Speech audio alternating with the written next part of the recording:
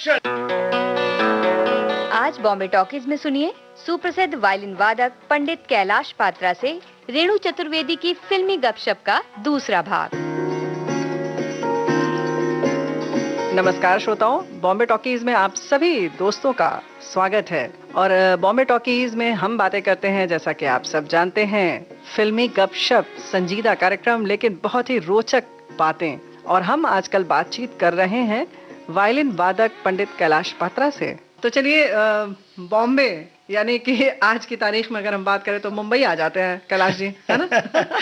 क्या है, स्वप्न अंदर अंदर चलता है जी। आर्टिस्ट है तो आर्टिस्ट बोल नहीं पाता, बहुत सारे बातें अंदर रह जाती है जी। फैमिली है, सब कुछ है, अपना बस बसाया घर है, सब कुछ है। हाँ। सब तोड़ मरोड़ करके आपको छलांग लगाना पड़ता है। अच्छा, वहां पर जबकि आप बिल्कुल सफल थे? बहुत ज्यादा, मतलब मकान, गाड़ी, जो भी आपको दुनिया में जरूरत है सब था, लेकिन मन में जो सपना ख्वाब चल रहा था वो कैसे पूरा होगा, उसके लिए फैमिली को बहुत जिम्मेदारी देता हूँ मैं। मेरी मिसेस, मैं बोल रहा हूँ, कोई तपस्या किया था, ऐसे मिसेस मुझे मिली। मैं बोलना नहीं चाहिए ऐसे लोगों के सामने कि भाई ऐसा होना नहीं चाहिए, कि उन्होंने मुझे जो सपोर्ट किया है। 18 घंटा में से कम प्रैक्टिस हम करते नहीं हैं, बैठते हैं ऐसे वायलिन लेके। लोग बोलते क्या प्रैक्टिस कर रहे हो, हम बोल रहे हमारा जगह पे आ जाओ, आप भी वही करोगे, एक बार ढूंढ के तो देखो है क्या चीज। यानी मोहब्बत हो गई है आपको वायलिन से? देखिए, लोग आपको बोले होंगे संगीत समुंदर है, मैं समुंदर नहीं बोलता हूँ। क्यों? उसके पीछे कारण है कि समुंदर खोज लिया लोगों ने, राउंड लगा लिया पृथ्वी समुद्र, वो आकाश है। संगीत जो है ना वो आकाश है, आप पहुंच नहीं सकते। ये पृथ्वी घूम घूम के कहाँ नीचे जा रहा है ऊपर, हमको पता नहीं, हम इधर रहते हैं ना। क्या बात है, बहुत सुंदर कि आकाश है, इसका कोई और छोर नहीं है, अंत नहीं है। देखिए, आप बोल रहे हैं मेरा गाना मुझे आता नहीं है, मैं आपको क्वेश्चन कर, किसको आता है? क्या बात है, आता किसको है? तानसेन जी बोल के चले गए, मुझे नहीं आता। भीमसेन जी बोल के चले गए, मुझे नहीं आता। लता जी भी बोल रहे हैं मुझे नहीं आता, फिर आता किसी को है?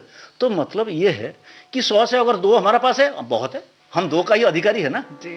आए सुर के पंछी आए सुर के पंछी आए सुर के पंछी आए, अंबर के ओंकार नाद की गूंज सुनाते आए, अंबर के ओंकार नाद की गूंज सुनाते आए सुर के पंछी आए सुर के गले धनी धम धनी धनी सा गम धनी सा आए सुर के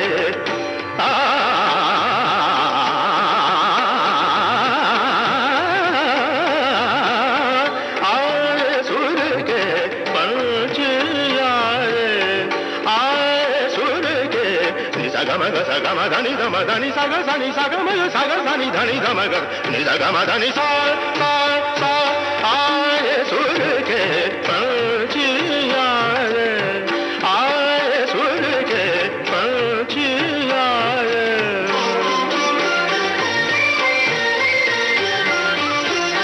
किरणों की राह से धरती पर उतरा,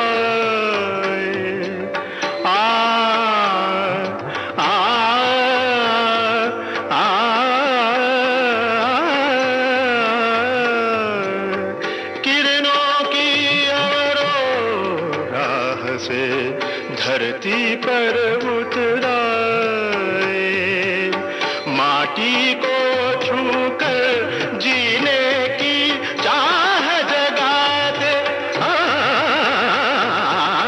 आए सुर के पंछी आए सुर के पंछी आए।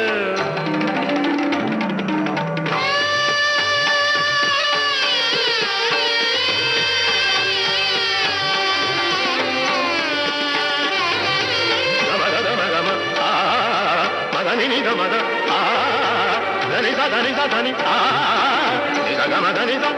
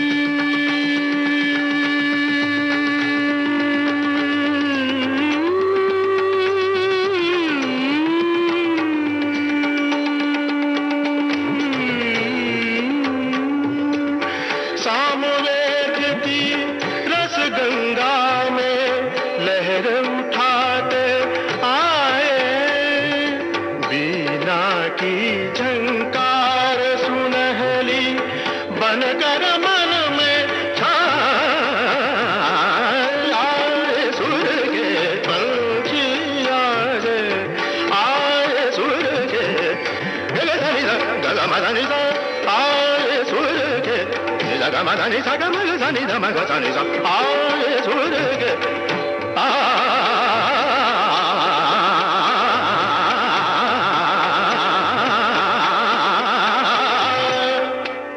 फिर बॉम्बे का सिलसिला कैसे शुरू हुआ जी।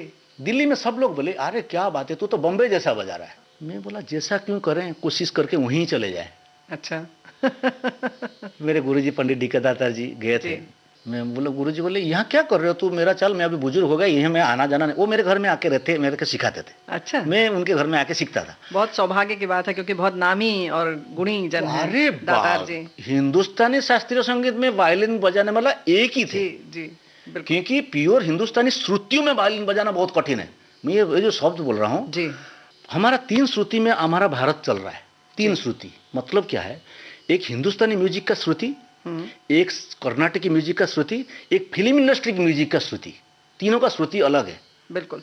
हमारा तानपुरा के साथ फिल्म इंडस्ट्री का श्रुति मिलेगा नहीं, उसका श्रुति का प्लेसमेंट अलग अलग जगह पे है जी। ये बहुत रिसर्च करने के बाद पता चलता है जी। सबसे बड़ी बात यह है कि तीनों किसी एक व्यक्ति को पता हो, ये भी बड़ा मुश्किल है। बहुत मुश्किल से, बहुत एक किसी एक क्षेत्र में ही आप सिद्धहस्त हो सकते हैं, लेकिन अगर तीनों की जानकारी है तभी असंभव है। ये यहाँ जैक ऑफ ऑल ट्रेड्स वाला आएगा, ये नहीं होगा। एक म्यूजिक करिए, हो सकता है और म्यूजिक का आपको थोड़ा नॉलेज आ जाए, side by side side by side. जैसे होता है ना, आप ये कोई उंगली दबाइए, आपका दर्द आके पीठ पे होता है, इस टाइप ये हो सकता है, माने इंटर रिलेटेड है। लेकिन आप बोलेंगे मैं कर्नाटक म्यूजिक कर लूंगा, हिंदुस्तानी कर लूंगा, वेस्टर्न बजा लूंगा, इसमें फिर आप दूर को खिचड़ी नजर आएंगे। जी। तो फिर दातार जी की चलिए बात हुई, लेकिन अभी मुंबई का आपका सफर फिर कैसे शुरू हुआ? मुंबई में सफर दातार जी के घर में आया था, आके क्या करूं, आ जाऊं। मुंबई बहुत कॉस्टली सिटी है जी। पूरा फैमिली को लेकर आ जाऊं, घर बार बेच के वो करके फिर डिसीजन लिया चले ही जाते हैं, देखा जाएगा जो होगा। पास में खूब कम पैसा में लेके आ गए, पूरे परिवार के साथ? पूरा परिवार। मैं बम्बई देखा नहीं था, परिवार के साथ आ गया, देखा जाएगा क्या होगा। अच्छा।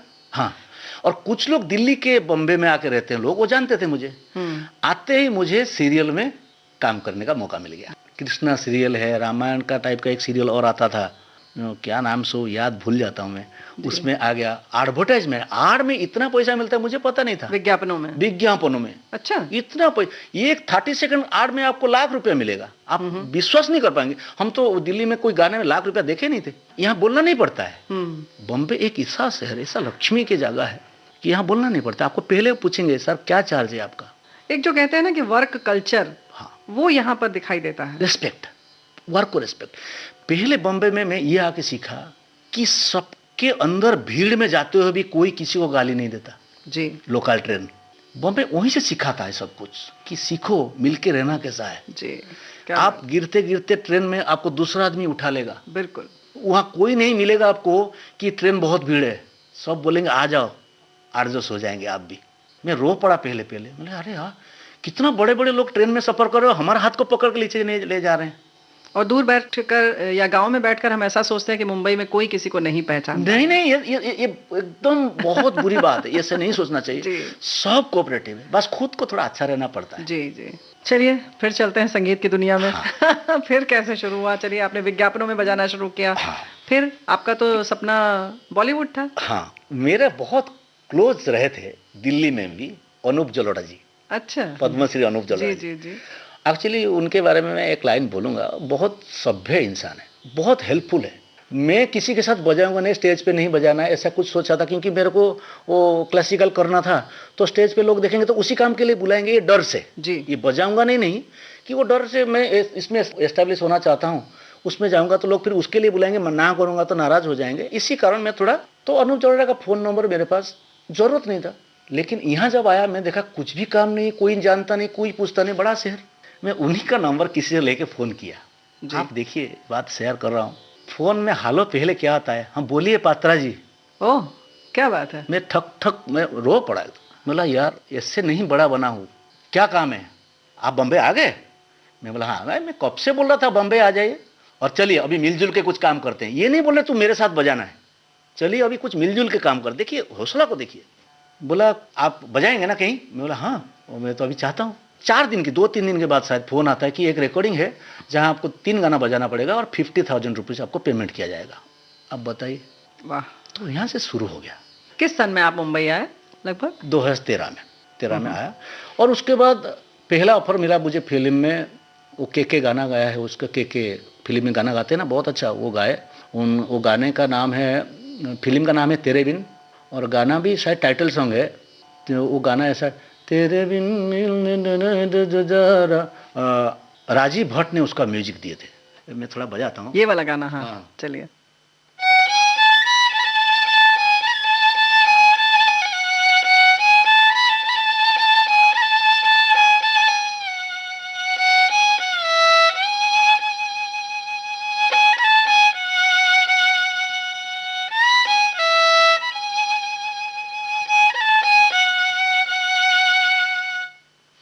क्या बात है। तो तेरे बिन का ये गीत जो है, ये तो आपने एक बानगी दिखा दी, हमें सुना दी। ये पूरा गीत सुनते हैं श्रोताओं, और इसके बीच में जो बजा है वायलिन, उसका भी आप आनंद लीजिए। तेरे बिन हो न सकेगा गुजारा, मिल भी गए तो भी तय है किनारा, न दूरी न नजदीकी, न दूरी न नजदीकी।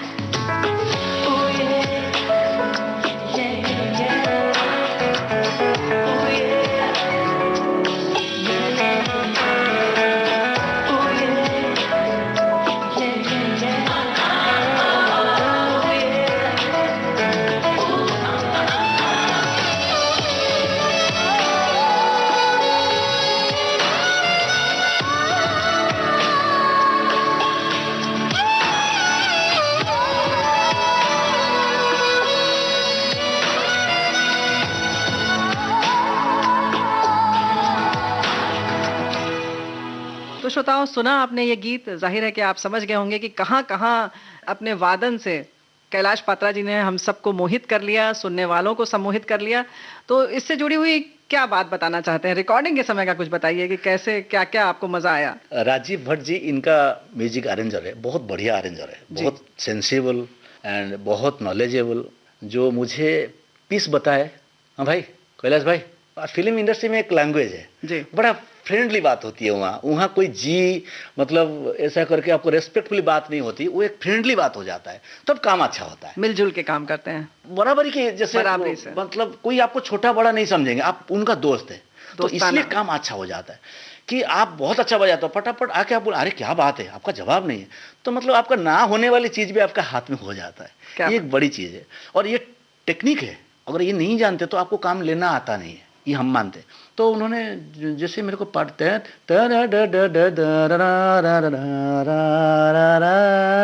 कैलाश जी हो जाएगा, मेरे को तो हिंदुस्तानी लोग हैं तो हिंदुस्तानी, तो ये बजा दिया। अरे क्या बात है यार, मैं कब से सोच रहा किस में होगा, किस में हो गया। तो जिन्हें मैंने बजा दिया, रिकॉर्ड होने का बाद पूरा गाना बहुत पिच तक ऊपर तक था। मैं बोला होगा नहीं बजाऊंगा तो बदनामी तो 2 दिन में छा जाएगा, ये बजा ही नहीं पा रहा है, वो डर। तो ऐसा हो गया, मैं जब अपना वायलिन सुन रहा हूँ तो खुद को विश्वास नहीं हो रहा है मैं ही बजाया। अच्छा। हाँ। तो चलिए, ये तो आपका पहला गीत जो मतलब बहुत लोकप्रिय हुआ, जिससे एक पहचान मिली आपको। फिर कैसे सिलसिला आगे चला? आगे एक बहुत बढ़िया बात आपसे शेयर करना जरूर चाहूंगा। जरूर। पेंट का विज्ञापन, जिसमें क्या बताओ, वो समय में हंसता हूं मैं कि वो प्रोड्यूसर जो है बहुत नाराज होके बैठे थे। उन्होंने 10 इंस्ट्रूमेंट बुला लिया था एक एक करके। अच्छा। जे मुझे कोई इंसान से इंसान झगड़ा करते हुए नहीं चाहिए, मुझे इंस्ट्रूमेंट के साथ झगड़ा करते हुए वो सिचुएशन चाहिए। अच्छा।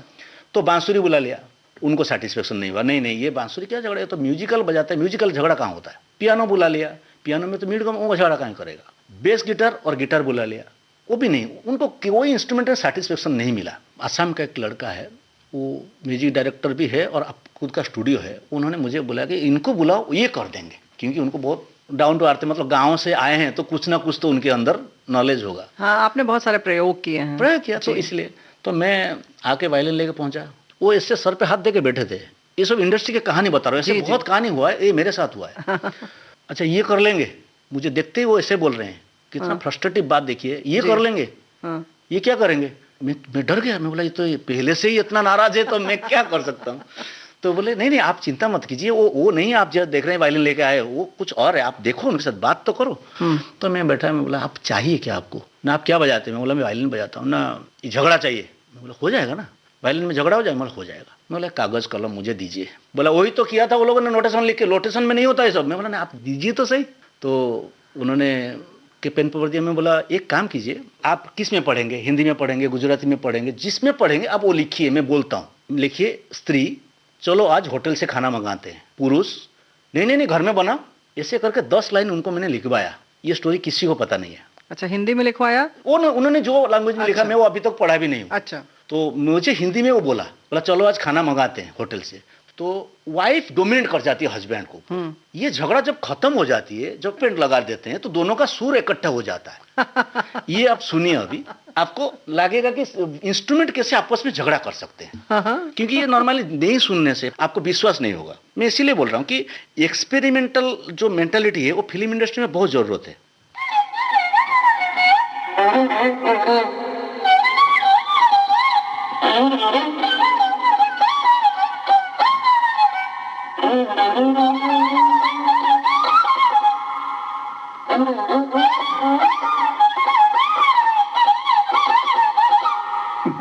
भाई इस झगड़े का तो हम कुछ नहीं कर सकते। वाह, तो क्या एक ही वायलिन से आपने ये दोनों काम किया? देखिए ना, एक ही वायलिन में क्या होता है ना, 2 स्ट्रिंग का सिस्टम होता है। ऑक्टेव पूरा हाई लेके लो तक होता है। तो हमारा नॉर्मली एक कॉन्सेप्ट है कि वाइफ जो होता है पतला वॉइस में बात करती है जी, और हस्बैंड जो होते हैं वो भारी आवाज में आते हैं। क्या बात इस है, टाइप का बात। ये बात कहाँ से आई, कैसे दिमाग में आया कैसे। हमारा संबलपुर एक जगह है उड़ीसा में जी। हम डाउन टू अर्थ बोलने से होता नहीं है, आपको सचमुच डाउन टू अर्थ होना पड़ता है। एक म्यूजिक का 6 ब्रांचेस होता है। मैं आपको एक बात बताऊं, क्या डाउन टू अर्थ हम किसको बोलेंगे। पहला म्यूजिक जो होता है वो मदर का लोरी होता है। जो म्यूजिक का कोई लिखा नहीं है कहीं कि मदर लोरी का नोटेशन ये है, नहीं है। हर म्यूजिक का मदर जो होता है, वेस्टर्न म्यूजिक वाला जो मदर होंगे उनका लोरी अलग होगी, वेस्टर्न टाइप का। कर्नाटकी साउथ इंडियन जो लोग होंगे उनका म्यूजिक उनका होगा, हिंदुस्तानी लोग उनका अलग होगी, उड़ीसा का म्यूजिक का लोरी अलग होगी। तो मदर म्यूजिक एक ब्रांच है, फर्स्ट ब्रांच, उसी ट्यूनिंग में होगा जो एरिया का म्यूजिक है।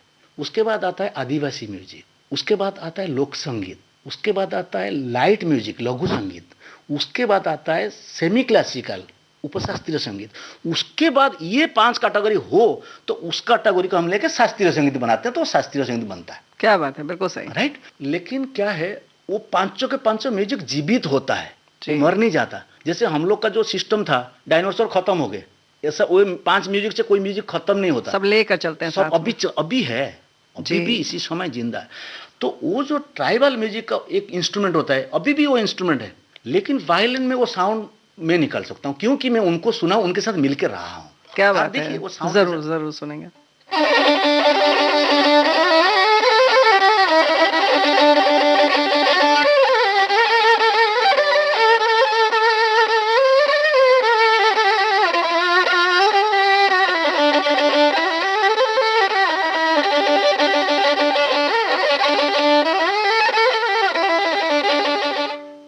आपको लग रहा है ना गाँव है, बहुत सुंदर, बहुत सुंदर। तो इससे गाना उधर है।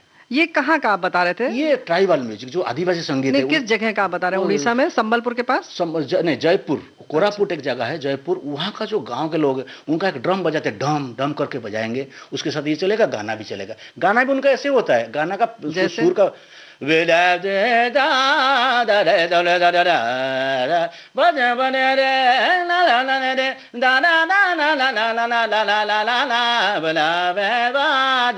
ना, मुझे उनका लैंग्वेज समझ में नहीं आता था, लेकिन ऐसे ही कुछ चल रहा था और सब लोग इकट्ठे गाना बजाना करते थे। तो भाई ये होता है कि संगीत की कोई भाषा नहीं होती, लेकिन दिल तक पहुंचता है। ये आदिवासी संगीत भी आपने सुनाया, वाकई बहुत अच्छा लगा। हमारा हिंदुस्तानी शास्त्रीय संगीत, वो शास्त्रीय संगीत में पूरा वर्ल्ड में ओनली हिंदुस्तानी म्यूजिक का समय सारणी है, जी, समय के अनुसार गाया बजाया जाता है। बिल्कुल। उसको कोई यमन को आप सूर्य नहीं गा सकते, भैरव को रात में नहीं गा सकते, एक एक सिस्टम है। और वो सिस्टम कैसे बनी, थोड़ा यहाँ समय नहीं है, मैं जल्दी जल्दी से बोलता हूँ।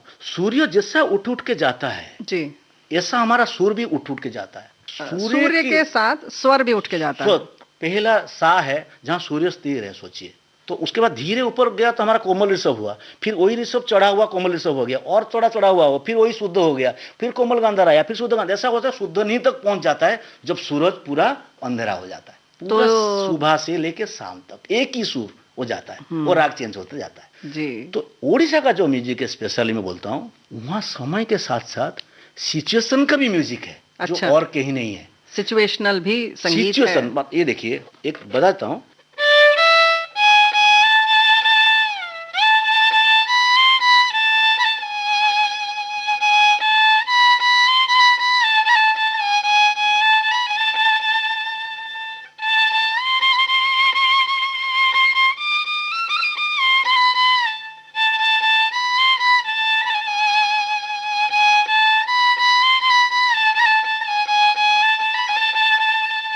ये जो म्यूजिक है, कन्या जब विदा होके जाता है ससुराल, उस समय की म्यूजिक है। गांव के जो होते ना बजाने वाले जी। लोग, जो शादियों में बुला के बजाते, वो लोग ये बजाते हैं। वाद्य यंत्र क्या होता है?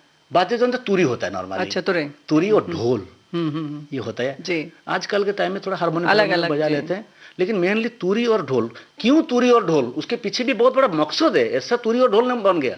इसका साउंड इतना दूर तक सुनाई देता है, ढोल का और तुरी का। जी। जैसे लाल कलर, जी। रेड लाइट सिग्नल है, तो लाल कलर क्यों रखा गया?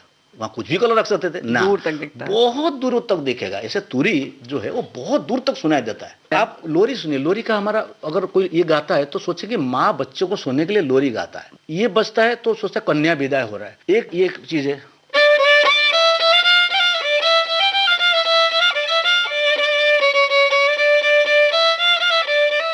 मतलब ये बजेगा तो शादियों में हल्दी लगाते ना, दूर से लोग को पता चले अभी कन्या हल्दी लगा रही है। मंगल कार्य हो रहा है। हर चीज का सिचुएशन का म्यूजिक है। संगीत अलग है। लोरी का आप बता रहे थे? हाँ, लोरी बजा के सुनाऊं? जरूर। बहुत अच्छा है। जरूर जरूर। उसका बोल ऐसा है, मैंने धुआ मतलब हम बंदर को बोलते हैं। अच्छा। बंदर को धुआ बोलते हैं। हाँ। धुआ आ गया, हाँ। आ जाएगा वो, तू सो जा, बच्चे को बोल रहा है। हाँ। उसका लेकिन इतना मीठा भाव से उसको बनाया गया।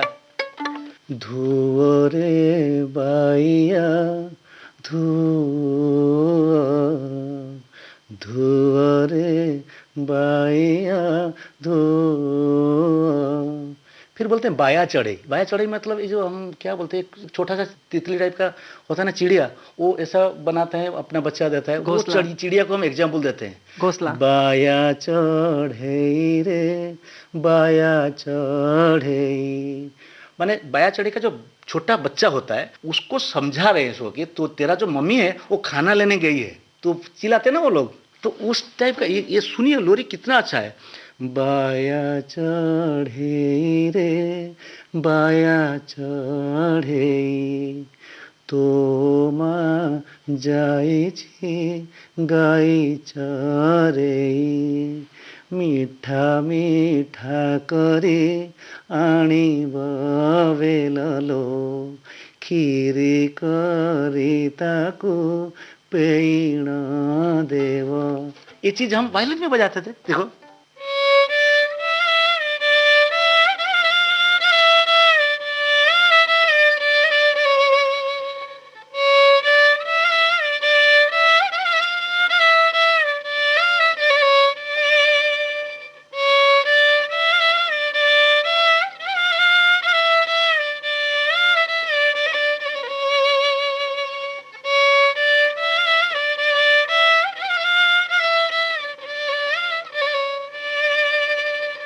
वाह, बहुत सुंदर। कितना आनंद मिलता है।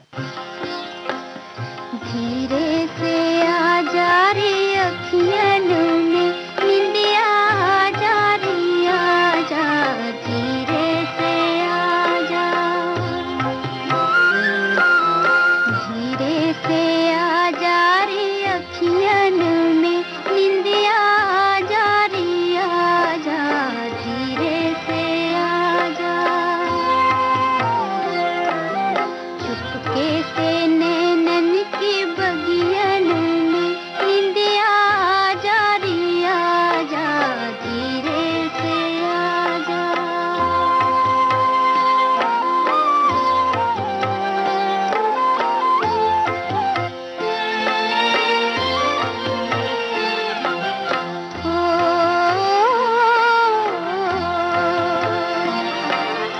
लेकर सुहाने सपनों की कलियां, सपनों की कलियां, लेकर सुहाने सपनों की कलियां, के बसा दे पलकों की गलियां, पलकों की छोटी सी गलियन में निंदिया, आ जा रे आ जा, धीरे से आ जा, धीरे से आ जा रे अखियन में निंदिया, आ जा रे आ जा, धीरे से आ जा, चुपके से नैनन की बगियन में निंदिया, आ जा रे आ जा, धीरे से आ जा।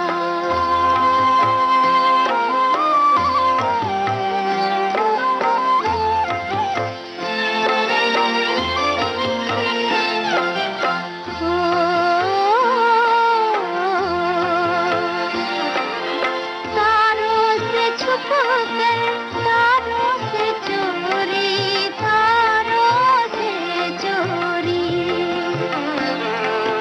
तारों से छुपकर, तारों से चोरी, देती है रजनी चंदा को लोरी, हंसता है चंदा भी निंदियन में निंदिया, आ जा रे आ जा, धीरे से आ जा, धीरे से आ जा रे अखियन में निंदिया, आ जा रे आ जा, धीरे से आ जा, चुपके से नैनन की बगियन में निंदिया, आ जा रे आ जा, धीरे से आ जा। वहाँ एक जगह है, बहुत प्रकार का म्यूजिक है। दासकाठिया म्यूजिक अलग, पाला म्यूजिक अलग, जात्रा का म्यूजिक अलग, मैं क्या बताऊं, बच्चा जन्म हुआ उसका म्यूजिक अलग, बच्चा बड़ा हो गया उसका म्यूजिक अलग, बच्चा खेल रहा है उसका म्यूजिक अलग, बच्चा खाना खाने जा रहा है उसका म्यूजिक, सब सिचुएशन का म्यूजिक है। तो उसका जो प्राबल्यता है वो मेरे ऊपर पड़ा है, मैंने उसको ध्यान से देखा भी है। एक संबलपुरी गाना है जिसमें हस्बैंड वाइफ बात करते हैं, वो बहुत फेमस गाना है। अब देखिए कितना अच्छा है, संबलपुर का। संबलपुर का। थोड़ा भाव पहले बता देंगे तो लोगों को आनंद आएगा। वो थोड़ा सा जंगल में जाते हैं जी, सब लकड़ी वगैरह लाते हैं जी, खाना पीना बनाते बनाने हैं के लिए, तो जी। हस्बैंड वाइफ को बोलते हैं तो मैं लकड़ी लेने जाऊंगा तो तू क्या करेगी, तो हस्बैंड बोले तू लेगा ना, तेरा काम हो, इस टाइप का है। वो जाके ऐसे बात करते हैं। अच्छा। वो दोनों के बोलते हैं, देखिए उसमें बातचीत जैसा गाना है। जी, देखिए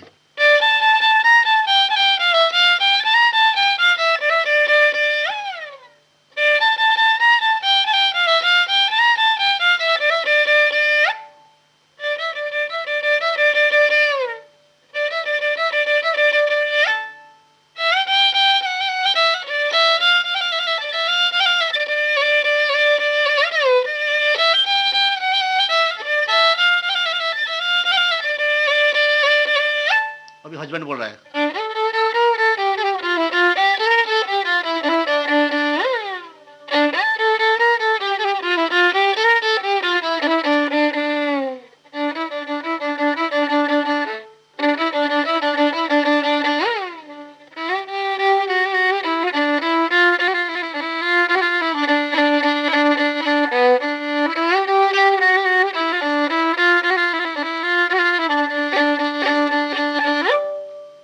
बहुत सुंदर। ये संबलपुरी। पूरा भाव आ गया। एक रंगवती गाना फेमस हुआ है, जितेंद्र हरिपाल जी ने गाए थे, उनके साथ मैंने भी बहुत काम किया। मैं बोला ना, बड़े बड़े लोगों के साथ काम करने के मौका मिल गया मुझे। जी, चलिए जब बड़े बड़े लोगों के साथ काम करने की बात आप कर रहे हैं तो मदारी फिल्म में भी आपने कहीं पार्श्व संगीत दिया है। हाँ। उसका थोड़ा सा अनुभव बताएं आप।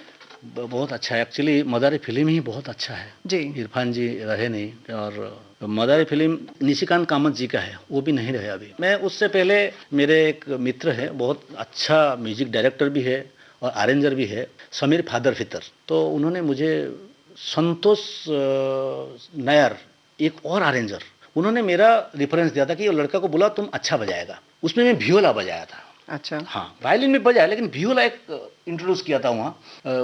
समीर जी मुझे बोले कि इसमें क्या हो सकता है। मैं बोला सर ये तो बहुत ज़्यादा दर्द है, क्योंकि वो पुल टूट जाता है जी, उसका लड़का उसमें मर जाता है, उसका जी। बैग और एक चप्पल उसको मिलता है जी, तो उसी सिचुएशन का म्यूजिक में मैंने बैकग्राउंड दिया। तो बॉम्बे में एक चीज़ है, वो आपके ऊपर बोझ नहीं बनाते म्यूजिक का कि यही बजाना है ना, वो आपके साथ डिस्कशन करेंगे कि क्या हो सकता है, कैसे हो सकता है, इसमें और क्या अच्छा हो सकता है। आपको आज़ादी देते हैं कि आज़ादी आप देते कुछ हैं। अपना पुट क्योंकि डालें। इंस्ट्रूमेंट का एक अपना अंग होता है ना जी, आप जितना भी इच्छा करें गाना वो से आप ही तो- समझ सकते हैं।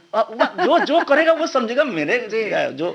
तो मैं समीर जी को, समीर जी एक काम करें, इसमें वायलिन नहीं बजाते, इसमें भियोला बजाते हैं ना, वो भी बजाते हो क्या आप। बोला हाँ थोड़ा कोशिश करता हूँ, क्योंकि वायलिन और भियोला एक ही जैसा है, थोड़ा साइज बड़ा है लेकिन उसका साउंड बहुत मोटा है। ये सुन के आपको पता चलेगा। जरूर।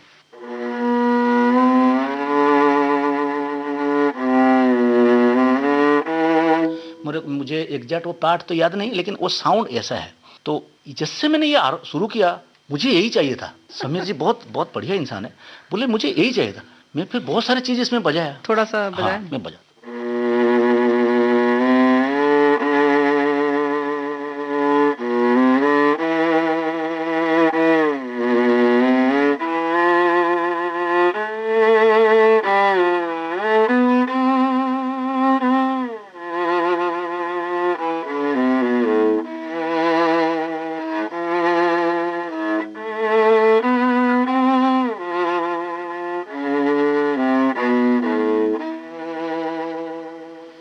तो उनको अच्छा लगा कि सिचुएशन बहुत सीरियस है। जी, तो वो फिल्म बनने के बाद जब मुझे फिल्म का प्रीमियर देखने बुलाया गया, इतना रेस्पेक्ट मिलता है मुझे पता भी नहीं था। एक छोटा सा इंस्ट्रूमेंटलिस्ट हूँ, नहीं बोलते तब भी खुश है, पैसा तो मिल गया जितना जी। जरूरत था जो भी। तो प्रीमियर में बुलाया गया, प्रीमियर में देख रहा हूँ इरफान खान और निशिकांत कामत जी और भी बड़े बड़े लोग जो हम देखने के लिए सौभाग्य ही नहीं प्राप्त ना हो। तो जैसे वो पार्ट आई, निशिकांत कामत जी सामने से बैठ के बोल रहे भाई सब कट जाएगा, वायलिन का पार्ट ऐसे कैसे रहेगा। क्या बात है। मैं तो गदगद हो गया। मैं बोला ये भाई ये रेपुटेशन। और देख रहा हूँ नीचे लिखा है वायलिन और भियोला बाय कैलाश पात्रा। मैंने आप बताइए, हमारा बचपन से एक मकसद है रूपेली पर्दा में नाम आए। जी, तो आया और मैं ऐसा कुछ बहुत जानता हूँ, ऐसा कुछ नहीं है। बजाते बजाते बजाते सीखे बड़े बड़े गुरु से। मेरे गुरु लोग इतने बड़े हैं कि उनके पास खाली बैठेगा कोई, वो भी ज्ञानी बन जाएगा। पंडित सुरेश रामचंद्र कुलकर्णी मेरा गाने का, ग्वालियर जयपुर घराना का गाने का ट्रेनिंग देने वाले। एक एक राग में 25-25 बंदिश उन्होंने सिखाया मुझे, 10-15 बंदिश। आपको एक एक बंदिश कोई गा के सुनाता हूँ, आपको लगेगा कि क्या सिखाया।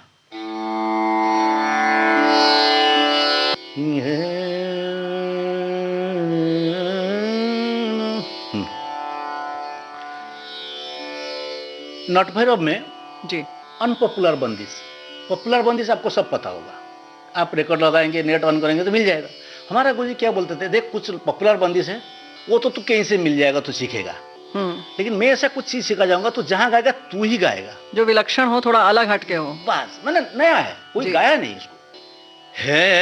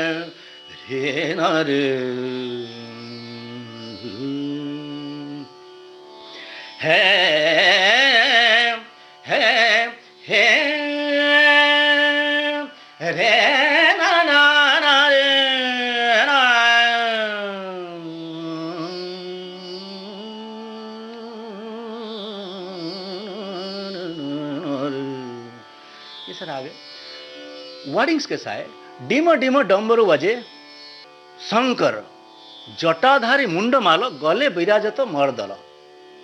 देखिए शंकर एक क्वेश्चन है उधर। एक ताल में है निबद्ध, डिम डिम डमरू बाजे, डिम डिम डमरू बाजे। किसके डमरू बाजे? वो बोल रहा है डिम डिम डमरू बाजे, डिम डिम डमरू बाजे शंकर जटाधारी मुंडमाल गले विराजत मरदाल। जटाधारी मुंडमाल गले विराजत मरदाल तांडव भजे डिम डिम डमरू बाजे, डिम डिम डमरू बाजे। इसका अंतरा चौदिगे आनंद छाए, जो डमरू बज रहा है चौदिगे आनंद छाए। क्या बात है। चौदिगे आनंद छाए सुर नर मुनि गावे बजावे, चौदिगे आनंद छावे सुर नर मुनि गावे बजावे। मतलब क्या गावे बजावे?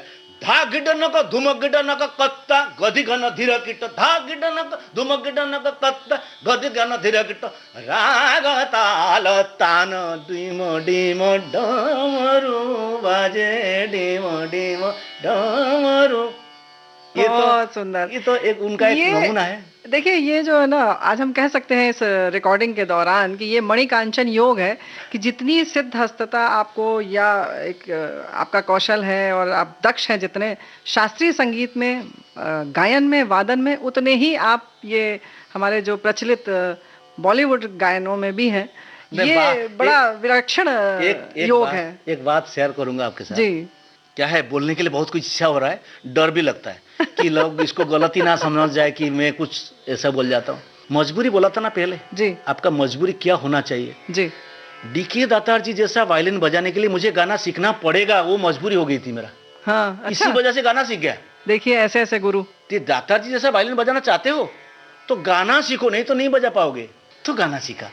दातार जी कहाँ मिलेंगे? वो बॉम्बे में, मैं उड़ीसा का गाँव में, वो असंभव बात है। तो इसीलिए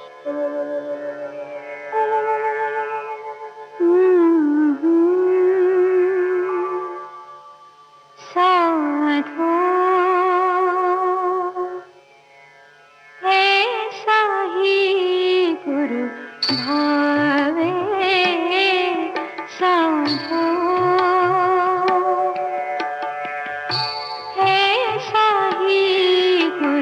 भावे राग रंग का भर भर प्याला पीवे और पिलावे साधो ऐसा ही गुरु भावे साधो नाद छिपा तन में ले मन में कोई कोई पता कोई पता न पावे चाँद सूरज का लोचन गुरु का देखे और दिखावे साधो ऐसा ही गुरु भावे साधो परमहंस गुरुवंश रूप जब हृदय बीच विराजे सात सुरों की वाणी मेरी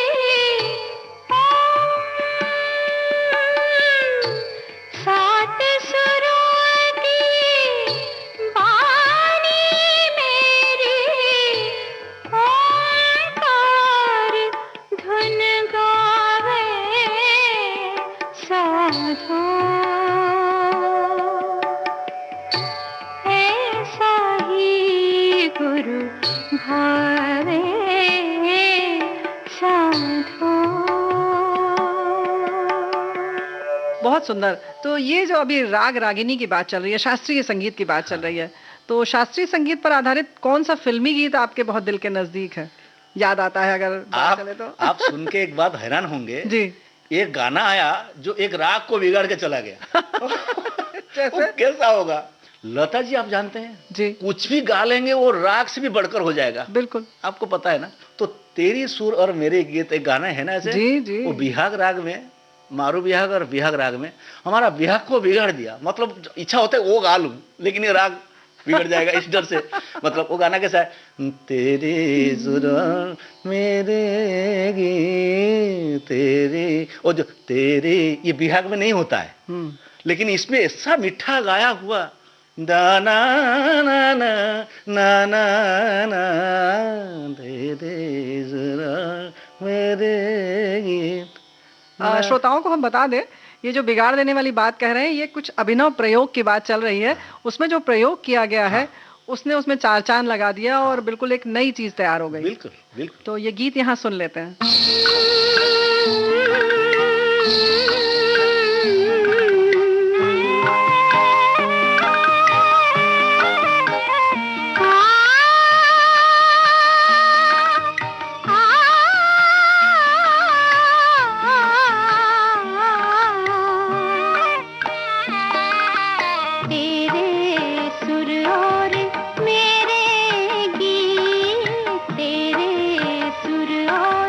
मेरे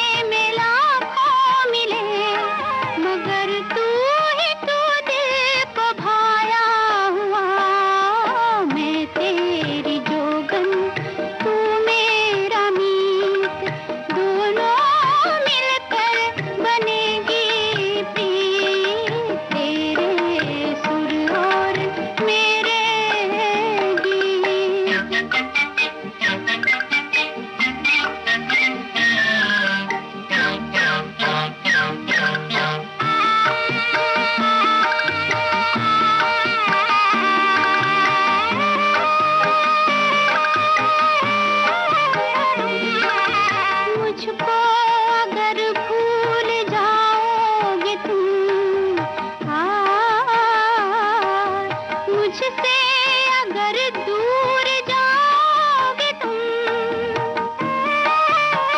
हाँ मुझको अगर भूल जाओगे तुम, मुझसे अगर दूर जाओगे तुम, मेरी मोहब्बत में तासीर है,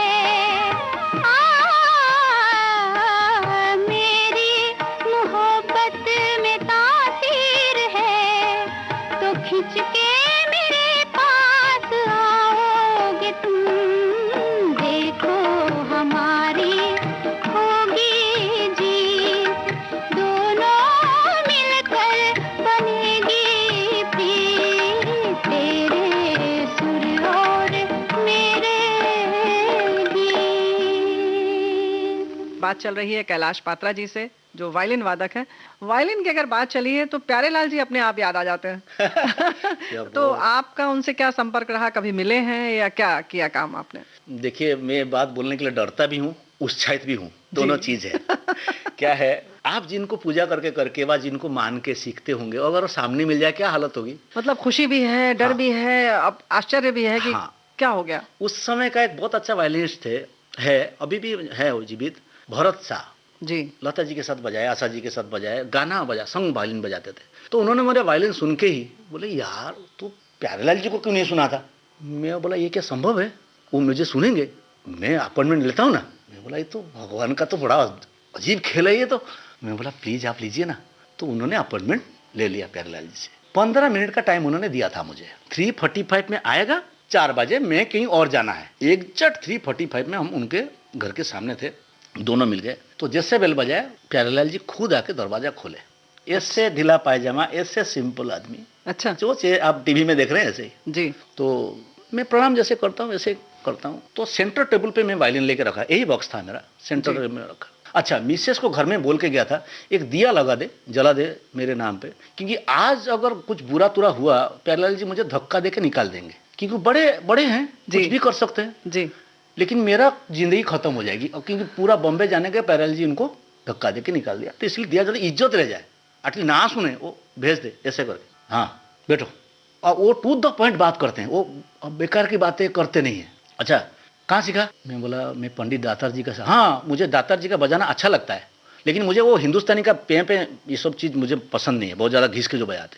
मैं वहाँ से नर्वस हो गया। मैं बोला, मैं क्या सुनाऊंगा इनको, और रह क्या गया। और तो वेस्टर्न जानते हो? मैं बोला, हाँ सीखा हूँ। किन से सीखा? मैं बोला, एंटोनी फ्रांसिस जी से। ना रे, मेरे गुरुजी नाम भी एंटोनी है, उन्होंने खुद बोले। तो वो मन में बहुत खुश थे कि मैं सेंटर टेबल पे लेके वायलिन रखा था। ये बाद में मुझे पता चला कि तुमने वायलिन को एक साइड में रख के आ नहीं गए, सेंटर टेबल में वायलिन रखा था। मतलब अपने वाद्य यंत्र का सम्मान किया। वो खुश थे, मतलब बहुत लेट बताया। फिर बजाओ, क्या सुनाओगे?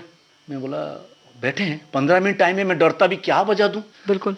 तो मैं बोला कि ठीक है, मैं नीचे बैठने की। नहीं, नीचे बैठ के बजाओगे? बोला, नहीं, वो ना, मेरे को नहीं सुनना है वो सब चीज़। तुम जानते हो कुछ वेस्टर्न बजाओ। डर तो मन में पूरा ऐसा डर है कि उसके बाद की जो डर है वो हार्ट अटैक वाले डर है। सच्चा बात बता रहा हूँ, क्योंकि सामने देख रहा हूँ, छू पा रहा हूँ एक चीज को, मैं छू पा रहा हूँ, बात कर पा रहा हूँ। ये मेरा फिर हाथ चलेगा कि नहीं बो पर, ये भी डर। मैं ना, आप भगवान को जितना बड़ा मानेंगे वो आपके लिए उतना बड़ा, आपका मन की शक्ति के ऊपर है, वो ये बात है। फिर मैं जो जानता था, वेस्टर्न एक साइड में खड़ा होकर मैं आपको थोड़ा बजा के सुनाता हूँ। स्टार्टिंग कैसे किया था, जरूर। किसको उन्होंने अच्छा बोले थे।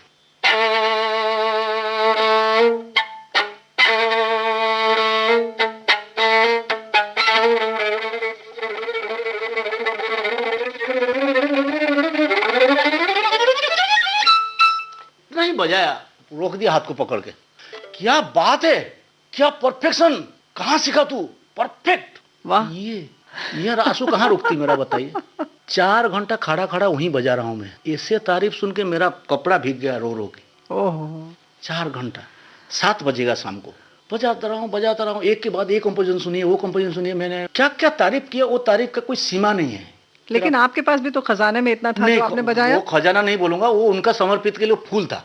खजाना बजाना क्या होता है दीदी, वो खजाना को बोलते तो बेकार बजा रहे, फिर से सीख, तो वो खजाना ही बुरा हो जाता, रखा रह जाता। बस बहुत नहीं, वो सब वो भगवान की कृपा है, वो सब जुड़ा कर देता है। तो फिर क्या हुआ, शाम को जाते जाते 7 बजे, अभी उन्होंने फोन भी स्विच ऑफ कर दिया। मैं बोला, मैं थोड़ा जो मैं कर रहा हूँ हिंदुस्तानी म्यूजिक वो सुनाना चाहता हूँ।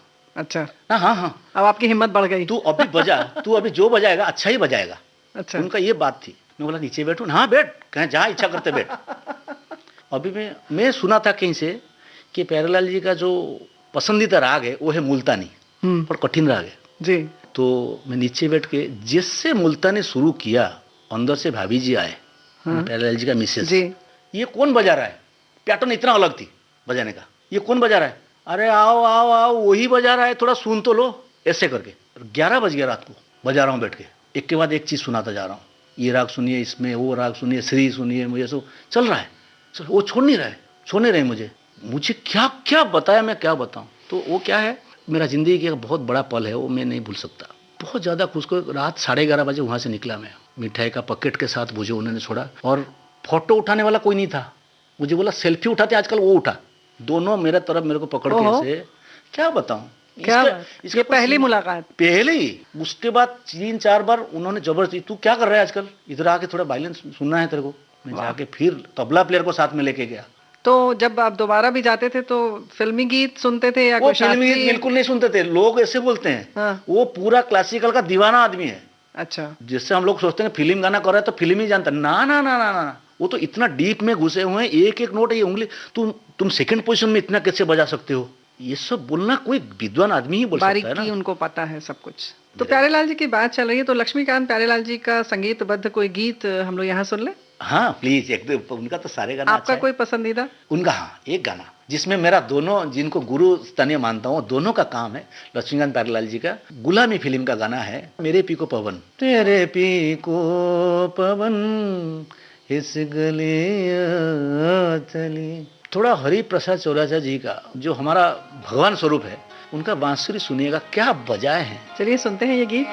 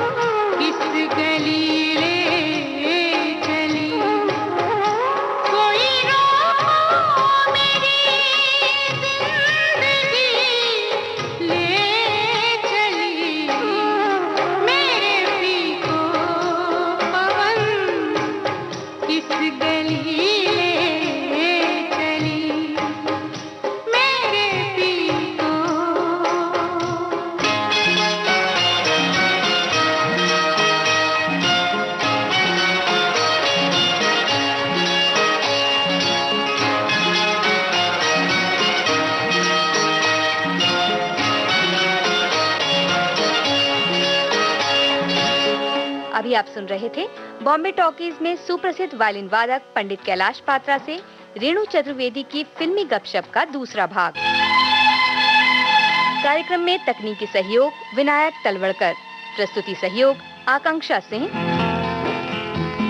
विविध भारती की ओर से इस कार्यक्रम की प्रस्तुतकर्ता रेणु चतुर्वेदी। डिजिटल अपना बॉम्बे टॉकीज,